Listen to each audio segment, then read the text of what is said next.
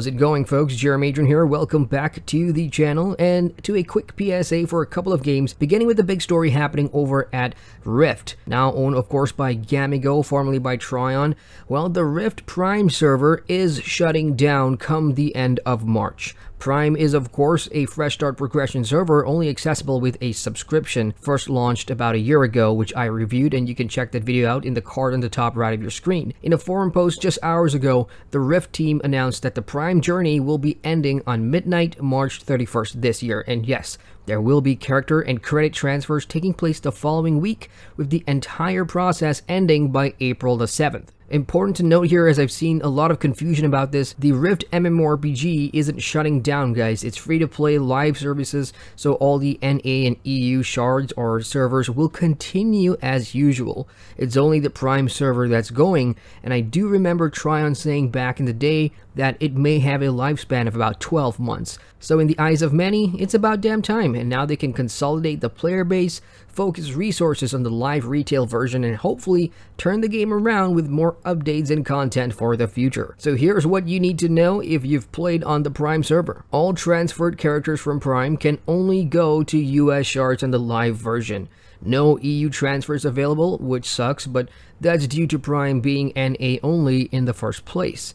Next, all accounts who have at least one character who've reached level 50 on Prime will be able to claim one level 65 character boost pack and 1 million loyalty, which I'm not sure does what exactly, but that sounds like a lot. The forum post, which I will link down below, also talks about guilds not transferring over and other stuff, so be sure to check it out if you do have a Prime character that you're priming to transfer to the live version of the game. To wrap this up, for me at least, Prime was a fun 2-month journey, and that's how long it took me to get from 0 to level 50, being able to see the early parts of Rift's MMORPG with a decent sized player base, all back for the nostalgia and just re-experiencing the game again. But after those 2 months were up for me, everything just kind of went downhill, and not to mention, the Gamigo group takeover didn't leave the players in a confident or happy state of mind about the overall state of the Rift MMORPG. So let's see what happens to the live version now, and of course, I do like those freebies, so bring it on. Now on to the next game, Ashes of Creation.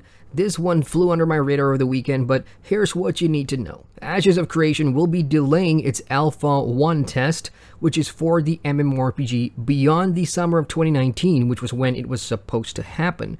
And while there isn't a solid replacement date, Intrepid Studios have said it will be months and not years before you'll play in the alpha, so hopefully still by 2019. This hasn't gone down very well with people I know that have paid money for the alpha versions, and I'm in the beta group, so I've got no choice but to wait for it anyway. And as for the reasons for the delay, according to an official blog post, is that more improvements and tweaks needed to be done on the game's performance and netcode, in addition to more testing for its large player game modes, new animations, and better art. You'll find all the information you need on the post, and just for the record, this is probably one of the worst written developer blog posts ever in terms of how to structure important information about your game for your players. I'm sorry, Intrepid, but that's how I see it, and it reads all over the place too, with some parts sounding a little too arrogant for a game that's not even out yet, and the heavy emphasis about the Apocalypse Battle Royale game being your test environment.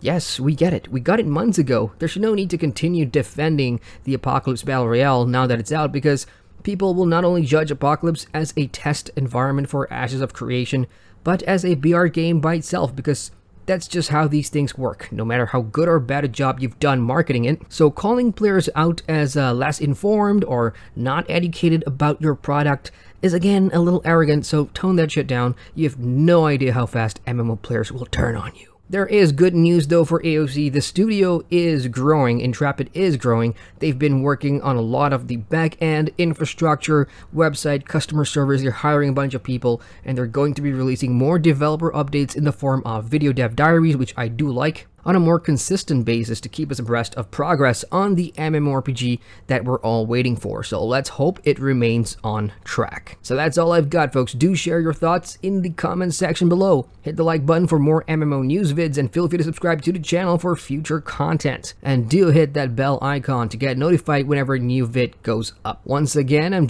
Adrian, and I thank you for watching. Hey folks, thanks so much for watching that video. If you guys want to watch more, you can click the subscribe button at the bottom there, or somewhere over here. And don't forget to hit that bell to get notified on all my latest videos. So I'll see you guys at the next vid. Take care.